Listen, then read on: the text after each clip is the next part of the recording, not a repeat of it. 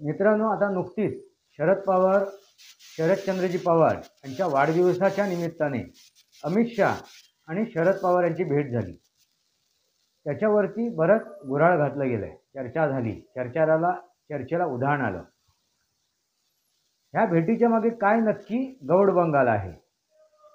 अमित शाह आणि शरद पवार यांच्या भेटीमागे काय नक्की गौड बंगाल आहे हे आपल्याला शोधून काढायला पाहिजे, समजून घ्यायला पाहिजे. आजचं वर्तमान तेच उद्याचं भविष्य, आणि त्या दृष्टीने हे माझं विश्लेषण असते मित्रांनो.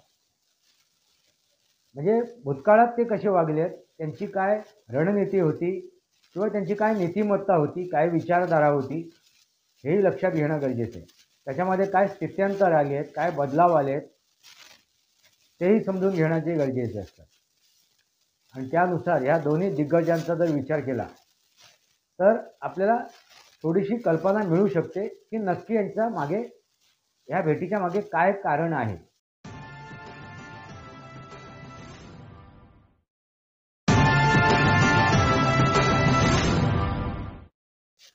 नमस्कार मित्रांनो, वास्तवावर बोलू काहीतरी या शृंखलेमध्ये पुन्हा एकदा आपलं स्वागत. मी आपला मित्र राजेश वासंती साबाजी किळुसकर. मित्रांनो, आता नुकतीच शरदचंद्रजी पवार यांच्या वाढदिवसाच्या निमित्ताने अमित शाह आणि शरद पवार यांची भेट झाली. त्याच्यावरती बरंच गुऱ्हाळ घातलं गेलंय, चर्चा झाली, चर्चेला उधाण आलं. ह्या भेटीच्या मागे काय नक्की गौड बंगाल आहे?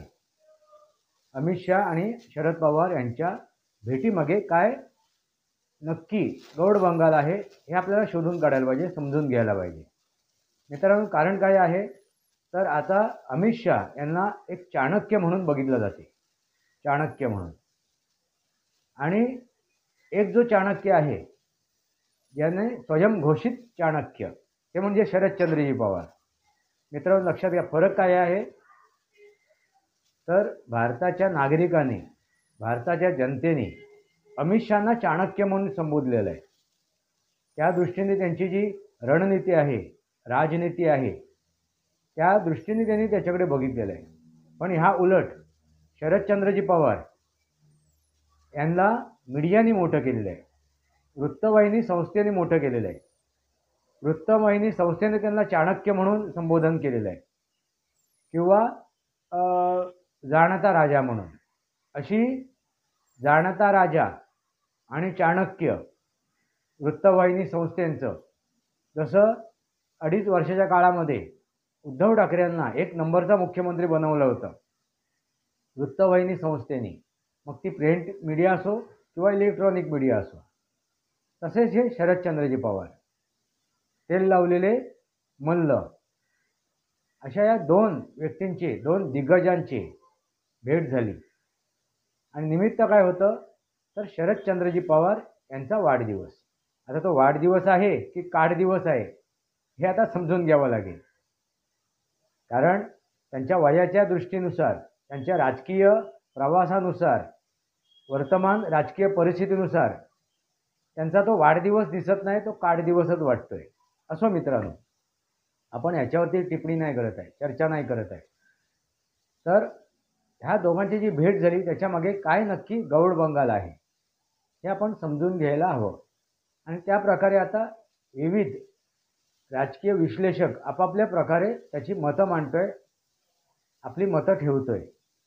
बऱ्याच जणांचे तुम्ही विश्लेषण ऐकले असाल, पण माझं जे विश्लेषण आहे ते व्यक्तिशः एखाद्या व्यक्तीला समोर ठेवून, व्यक्तिशः त्या व्यक्तीला समोर ठेवून त्याचं आजपर्यंत झालेला त्याचा प्रवास कुठल्याही क्षेत्रातला असो तो. मग आता आपण हे राजकीय क्षेत्रावरती बोलतोय, मग राजकीय क्षेत्रातील जो त्यांचा प्रवास आहे त्या प्रवासावरती आपण दृष्टिक्षेप टाकला, त्यानुसार म्हणजे त्यांचा भूतकाळ, त्यांचं वर्तमान काळ, आणि त्याच्यावरच आपण भविष्य ठरवू शकतो. आजचं वर्तमान तेच उद्याचं भविष्य, आणि त्या दृष्टीने हे माझं विश्लेषण असते मित्रांनो.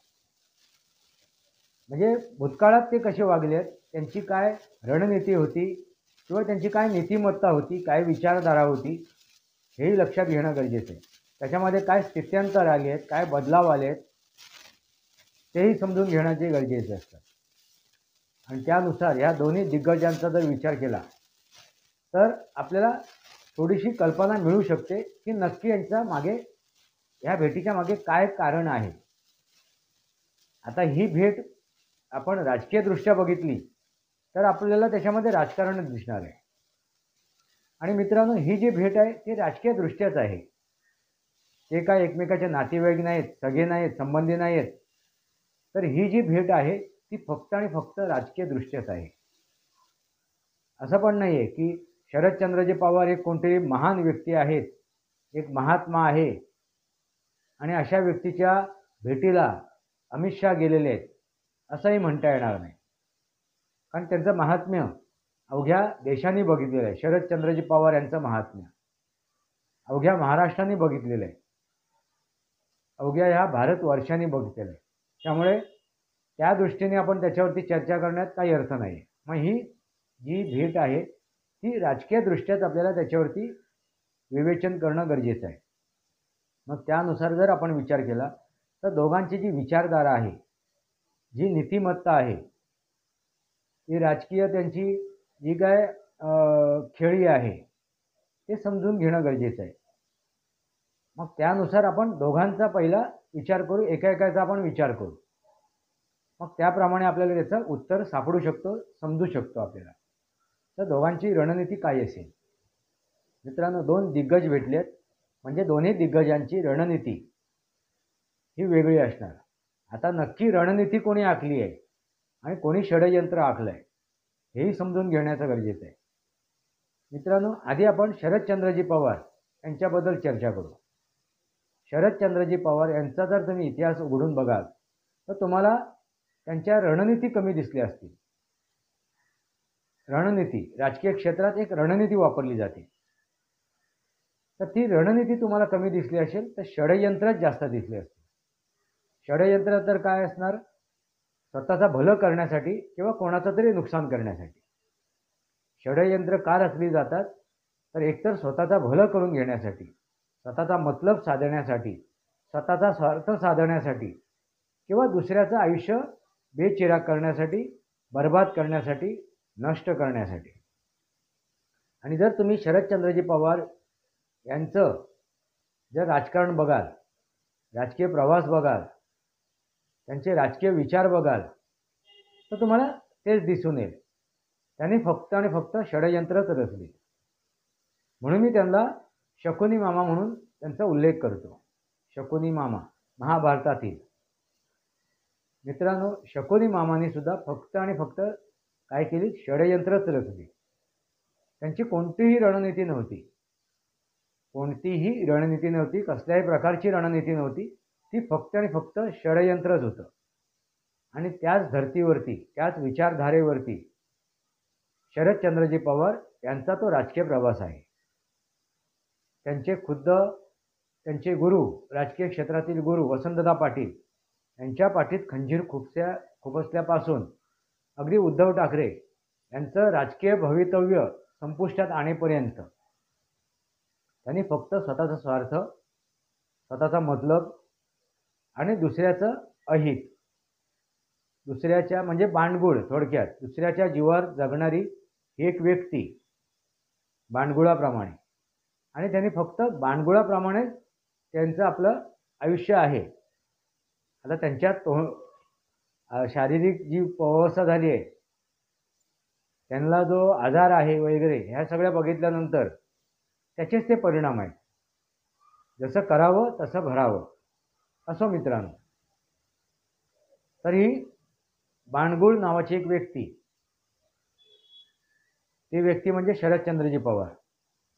ज्या ज्या वृक्षाला, ज्या ज्या झाडाला ते बाणगुळ लागलं त्या झाडाचा पूर्ण रस त्यांनी शोषून घेतलेला आहे आणि स्वतःचं जीवन जगलेले आहेत ते. मित्रांनो लक्षात घ्या, राजकीय जीवन त्यांचं आयुष्य नव्हे, त्यांचं वैयक्तिक आयुष्य नव्हे, तर राजकीय आयुष्य हे त्यांनी दुसऱ्याच्या जीवावरती, दुसऱ्याचा रक्त पिऊन, दुसऱ्याचा अन्नरस पिऊन हे जगलेलं काय आहे, बाणगुळ आहे एखाद्या वृक्षावरचा. मित्रांनो, आता अशा व्यक्तीकडून तुम्ही काय अपेक्षा कराल, काय आशा ठेवाल, तुम्हाला काय वाटते? आणि जित्याची खोड जात नाही, जित्याची खोड कधीच जात नाही. सुंब जळला तरी त्याचा पीळ जात नाही. हे जेवढं सत्य आहे तेवढंच शरदचंद्रजी पवार यांचा जो स्वभाव गुणधर्म आहे, त्यांची नीतिमत्ता आहे, त्यांची जी विचारधारा आहे, ती विचारधारा ती तशीच कायम राहणार आहे. कारण एवढ्या वयाच्या टप्प्यावरती सुद्धा तुम्हाला हेच दिसून आलं असेल की आजही ते फक्त षडयंत्रच रचत आहेत. आता त्यांच्यासमोर षडयंत्र काय होतं, तर EVM. जेव्हा त्यांचा पराभव झाला आहे, दारुण पराभव झाला आहे, त्यानंतर त्यांनी EVM वरती बोट ठेवलं. आणि त्याच्या मागचं षडयंत्र काय आहे ते मी ह्यापूर्वीच्या व्हिडिओमध्ये त्याचा उल्लेख केलेला आहे. आपल्या आमदारांना आणि खासदारांना चा बळी देण्यासाठी. जर ते तसेच आपल्यासोबत राहिले तर काही दिवसानंतर, काही महिन्यानंतर ते आपल्याला सोडून जातील. त्यापेक्षा त्यांचा एकदा बळी घेतला तर तेलही गेलं, तुपही गेलं, हाती आलं धुपाटणं. म्हणजे कोणाच्या? त्या आमदारांच्या. मित्रांनो, अशी ही व्यक्ती शरदचंद्रजी पवार. मग त्यांच्या मनात काय असेल, तर आपल्या पुतण्याचं जे राजकीय भवितव्य आहे ते कसं संपुष्टात येईल, त्याला कसा ब्रेक लागेल, तो कसा नेस्तानाबूत येईल, हा त्यांच्या मनात एक विचार असू शकतो. आणि दुसरं, त्यांचे विरोधी जे आहेत ते एकनाथ शिंदे. कारण एकनाथ शिंदेनी त्यांचा हा घात केलेला आहे, त्यांच्या मनसुब्याला सुरुंग लावलेला आहे. कारण त्यांचे मनसुबे काय होते त्यांचे, तर 5 वर्ष राज्य सरकार चालवणं आणि 2.5 वर्षामध्येच उद्धव ठाकरेंना पायउतार करावा लागला. आणि त्याला कारण कोण आहेत, तर एकनाथ शिंदे. आणि म्हणून एकनाथ शिंदे यांचंही भवितव्य कसं संपुष्टात येईल, कसं नेस्तानाबूत करता येईल, त्याचे ती षडयंत्र रचत असणार. आणि ते रचणार, कारण जित्याची खोड मेल्याशिवाय जात नाही. सुंब जळला तरी त्याचा पीळ जात नाही. तशी शरदचंद्रजी पवार आहे. मित्रांनो, जर एखादा मनुष्य प्राणी असेल ना, तर तो आपल्यामध्ये परिवर्तन आणू शकतो. पण तो एखाद्या वेळी जनावर म्हणून जगायला सुरुवात करतो. जनावर म्हणून म्हणजे कोणाच्या तरी जीवावरती जगणे. जनावर हा कोणाच्या तरी जीवावर जगत असतो. म्हणजे वाघ हा हे जे आहेत पालापाचोळा खाणारे शाकाहारी प्राणी आहेत, त्यांच्यावरती तो जगतो, कोणावर तरी विसंबून असतो. तसा तो प्राणी. किंवा ते शाकाहारी प्राणी आहेत ते त्या गवतावरती, पाल्यावरती आपलं आयुष्य जगतात. पण मनुष्य प्राण्याकडे अनेक मार्ग असतात आणि त्याच्याकडे बुद्धी आहे. त्यामुळे तो आपल्यामध्ये आमूलाग्र बदल आणू शकतो, जर तो मनुष्य असेल तर. पण जनावरांमध्ये आमूलाग्र बदल येत नाही. आता तुम्ही ठरवा, कोण मनुष्य प्राणी आहेत आणि कोण जनावर आहे. मला काय म्हणायचे तुमच्या लक्षात आलंच असेल. असे शरदचंद्रजी पवार. त्यांच्याकडून आपण अपेक्षा करू शकत नाही. त्यांच्या नजरेत, त्यांच्या मनात, त्यांच्या हृदयात, त्यांच्या विचारामध्ये एकच गोष्ट सतत चालू असेल, ती म्हणजे आपले पुतणे अजितदादा पवार आणि एकनाथ शिंदे यांचं राजकीय भवितव्य कसं काय संपुष्टात येईल. कारण त्यांना माहिती आहे आता आपलं राजकीय भवितव्य उरलेलं नाही आहे. दुसऱ्याला आपण जगायचं नाही आणि दुसऱ्याला जगू द्यायचं नाही. मित्रांनो, लक्षात घ्या, त्यांचा विषय काय, आपल्याला जगायला नाही मिळालं ना, तर आपल्याला पण जगायचं नाही आणि दुसऱ्यालाही जगू द्यायचं नाही. आणि आपल्याला जर जगायला मिळालं तरी सुद्धा दुसऱ्याला जगू द्यायचं नाही, अशी त्यांची ती मनोवृत्ती आहे. मित्रांनो, लक्षात आलं असेल तुम्हाला मी काय म्हणतोय ते. मग अशा मनोवृत्तीची व्यक्ती अमित शहांकडून काय अपेक्षा करेल? हीच अपेक्षा करेल की तुम्ही यांची साथ सोडा, ह्या दोघांची साथ सोडा. माझ्याकडे जे 10 उमेदवार आहेत तुमच्यासाठी ते पर्याप्त आहेत. कारण आता भाजपाचे अपक्ष आणि त्यांचे जे निवडून आलेले जे आमदार आहेत त्यांची संख्या 38 पर्यंत जाते. म्हणजे त्यांना जो बहुमताचा आकडा पार करायचा आहे, 44 की 45 आहे, तो पार होतोय. जर त्यांच्यासोबत शरद पवार यांचे 10 जणांचा आकडा जर जोडला गेला तर हेच त्यांचे मनसुबे असू शकतात. त्याच्या पलीकडे दुसरं काही नसणार, किंवा आणखीन काहीतरी त्यांच्या मनात षडयंत्र असू शकते. याच्या पलीकडे दुसरं ते काही करू शकत नाही, कोणती रणनीती आखू शकत नाही. ते फक्त आणि फक्त षडयंत्रच आखू शकतात. कारण त्यांची नीतिमत्ता कसली आहे तर शकुनी नीती. लक्षात आलंच असेल तुम्हाला.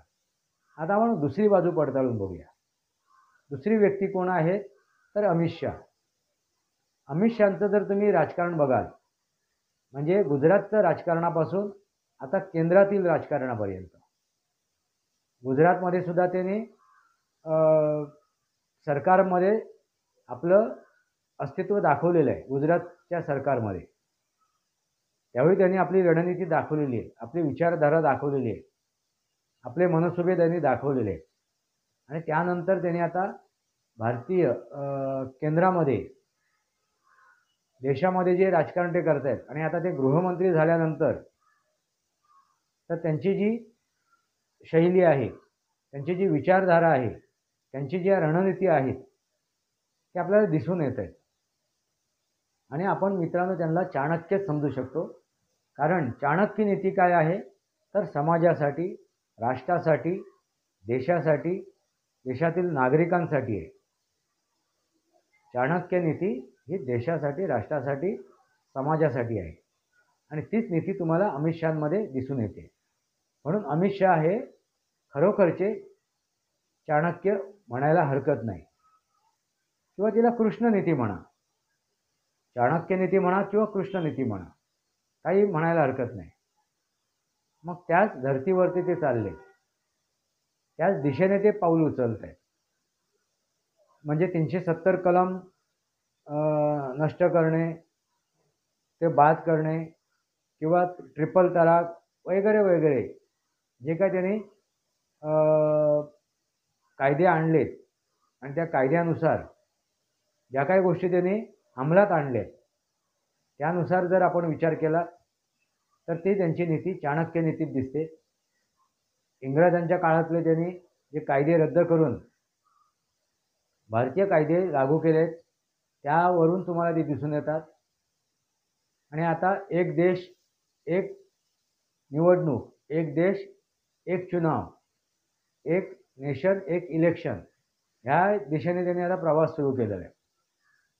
आणि ह्या सर्व गोष्टीकडे जर आपण बघितलं, ह्या गोष्टीचा जर आपण विचार केला, एनालिसिस केलं, तर आपल्याला हीच गोष्ट दिसून येते, ते म्हणजे ती चाणक्य नीती वापरत आहेत किंवा कृष्ण नीती वापरत आहेत.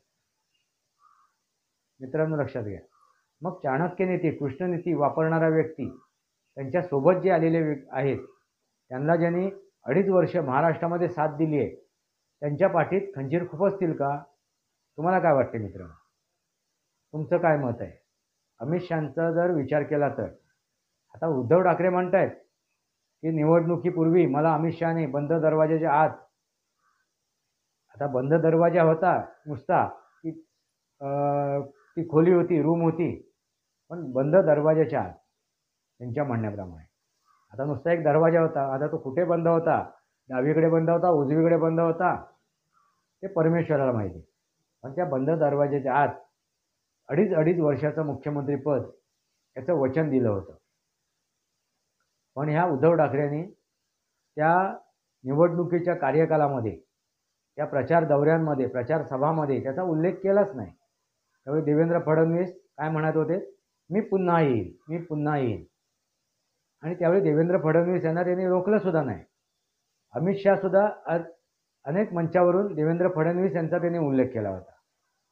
नरेंद्र मोदीजींनी सुद्धा अनेक मंचावरून त्या निवडणुकीच्या काळात उल्लेख केला होता देवेंद्र फडणवीस यांचा भावी मुख्यमंत्री म्हणून. मग त्यावेळेला हे उद्धव ठाकरे गप्प का राहिलेत? त्यांना अचानकच स्वप्न पडलं, अचानकच असा त्यांचा भास झाला की अमित शहानी बंद दरवाजाच्या आत मला वचन दिलं होतं. मित्रांनो, अमित शहाचे जर तुम्ही विचार ऐकाल, भाषण ऐकाल, त्यांची नीतिमत्ता बघाल, त्यांची विचारधारा बघाल, तर ते नीट अँड क्लीन आहेत. कुठे हँकी फँकी नाही आहे, कुठे किंतु परंतु नाही आहे. मित्रांनो, मी काय त्यांचा समर्थक नाही आहे किंवा विरोधक पण नाही आहे. ना मी कोणाचा विरोधक आहे ना मी कोणाचा समर्थक आहे. जे तथ्य आहे, जे वास्तव आहे, जे रिॲलिटी आहे ते तुमच्यासमोर मांडतोय. मित्रांनो, मग अशी व्यक्ती आपले शरदचंद्रजी पवार यांचे मनसुबे स्वीकारतील का? यांना साथ देतील का? नाही देणार.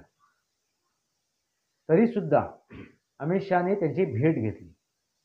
मग ह्याच्या मागे काय कारण असेल? तुम्ही विचार कराल की शरदचंद्रजी पवार यांना पुरते ओळखून आहेत अमित शहा. पुरते ओळखून आहेत. जर ते चाणक्य आहेत तर त्यांना नक्की ओळखून आहेत.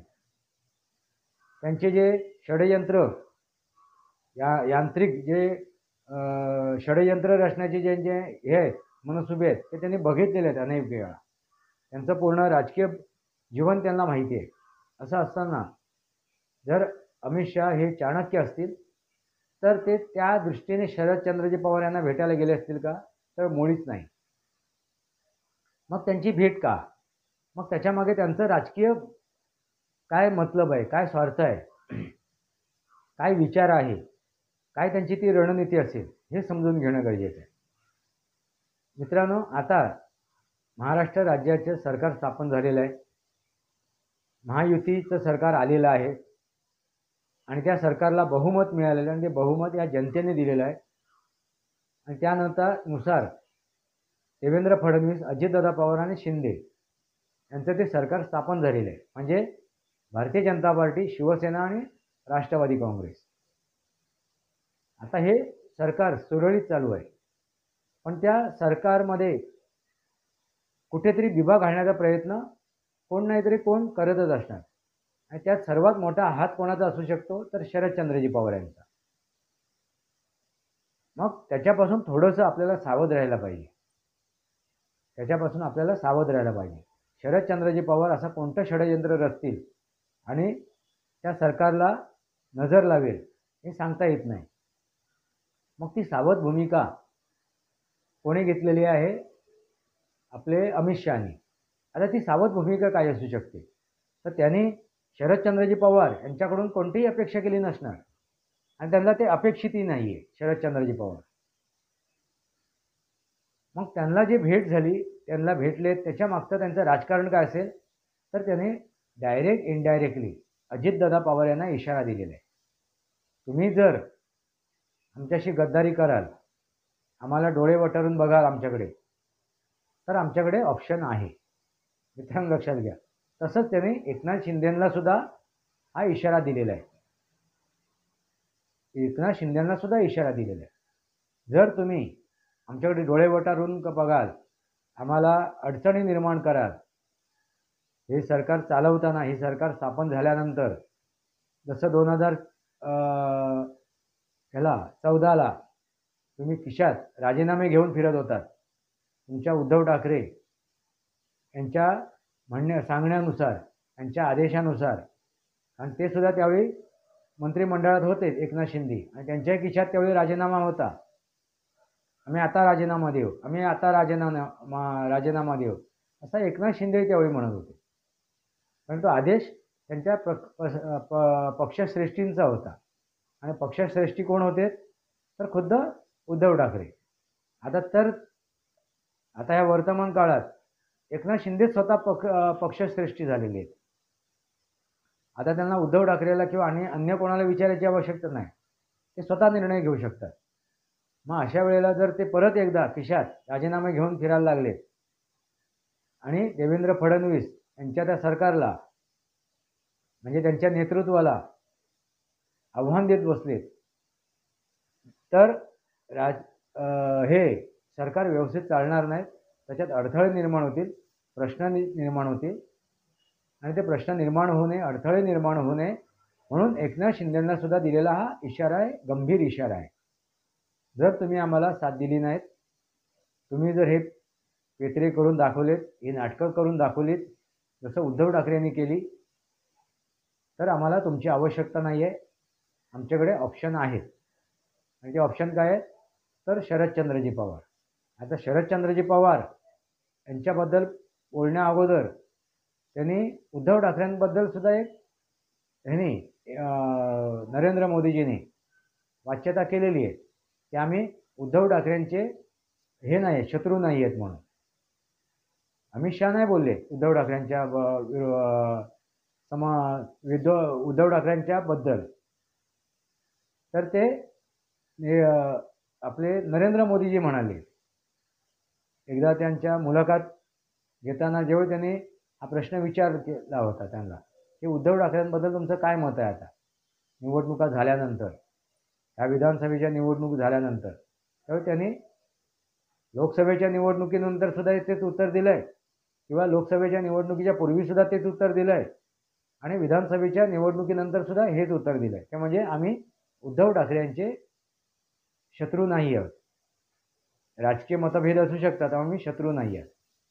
याच्यातून त्यांनी एकनाथ शिंदेंना सुद्धा इशारा दिलेला आहे की उद्या सकाळी आम्ही उद्धव ठाकरेंची सुद्धा हात मिळवणी करू शकतो. कारण तुम्ही 2019 मध्ये जे काही प्रकार केले त्यानंतर सगळ्या सीमा उल्लंघून गेलेले आहेत.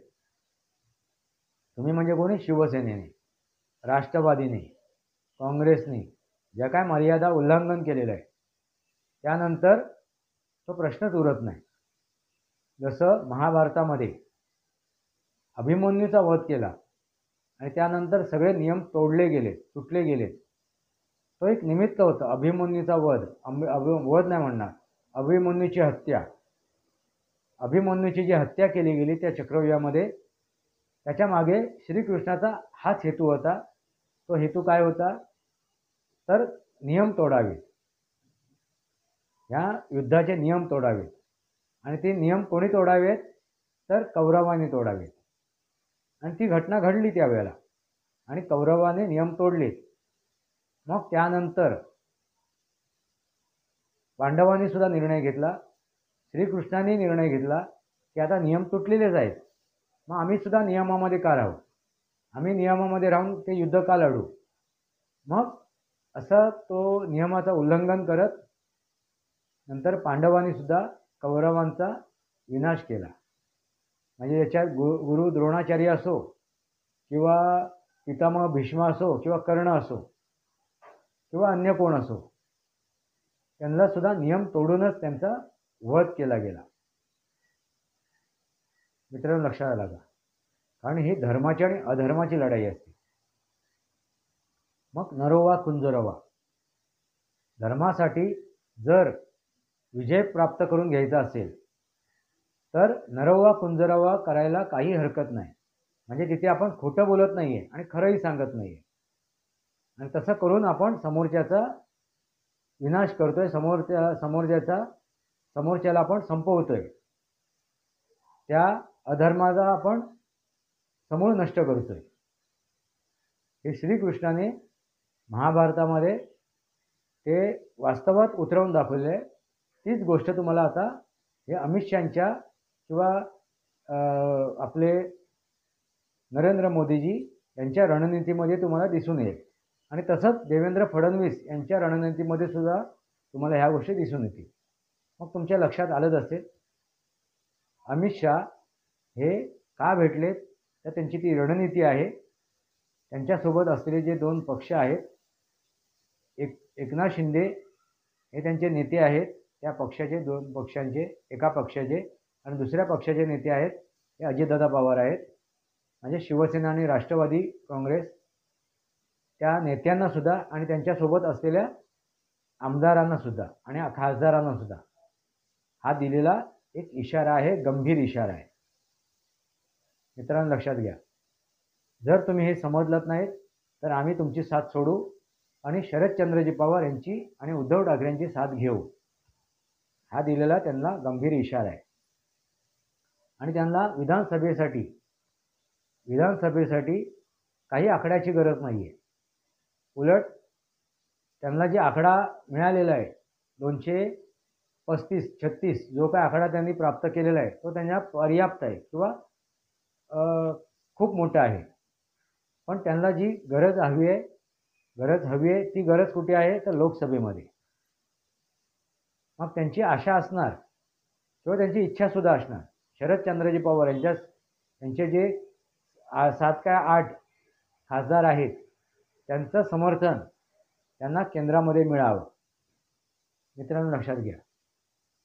आणि त्याबरोबर उद्धव ठाकरे यांचे जे खासदार आहेत, भले ते कशाही प्रकारे निवडून येऊन देत, पण ते खासदार आहेत, आज विद्यमान खासदार आहेत, त्यांचंही समर्थन आपल्याला लोकसभेत मिळावं याचा प्रयत्न सरळरित्या करण्याचा प्रयत्न अमित शहा करणारच आहे. आणि जर ते नाही ऐकलेत, त्यांनी जर ते नाही मान्य केलं, तर मग काय प्रश्नच उरत नाही. मग काय, चला 2/3 आमच्याकडे या, आम्ही तुम्हाला काहीतरी संधी देतो, असं जर भाजपाने ठरवलं, तर शरदचंद्रजी पवार यांच्याकडचे जे खासदार आहेत ते भारतीय जनता पार्टीकडे जाऊ शकतात. आणि शिवसेनेमध्ये शिवसेना उभाटा मधले जे खासदार आहेत तेही भारतीय जनता पार्टीकडे जाऊ शकतात, 2/3 खासदार. मित्रांनो लक्षात घ्या, त्यासाठी ही अमित शहाने आखलेली रणनीती आहे. तुमच्या लक्षात आले असेल, शरदचंद्रजी पवार हे रणनीती आखत नाहीत, तर ते षडयंत्र आखतात. आणि अमित शहा हे रणनीती आखतात. मग एकाचं षडयंत्र आहे आणि एकाचं रणनीती आहे. मित्रांनो तुमच्या लक्षात आलंच असेल. दोघांच्या राजकीय भवितव्याच्या परिप्रेक्ष्यामध्ये जर आपण चर्चा केली, विचार केली, तर आपल्याला ह्याच गोष्टी दिसून येतील. तुम्हाला काय वाटते? तुमचा विचार काय आहे? तुम्हाला तुमची मतं काय आहेत ते तुम्ही कमेंट बॉक्समध्ये मांडा. वास्तवावर बोलू काहीतरी या शृंखलेला सबस्क्राईब करा, बेल आयकॉन दाबा. माझे विचार पडत असतील तर लाईक करा. आपले विचार कमेंट बॉक्समध्ये या. तुर्तास इतकंच. भारत माता की जय. वंदे मातरम. जय भारत, जय महाराष्ट्र, जय सनातन.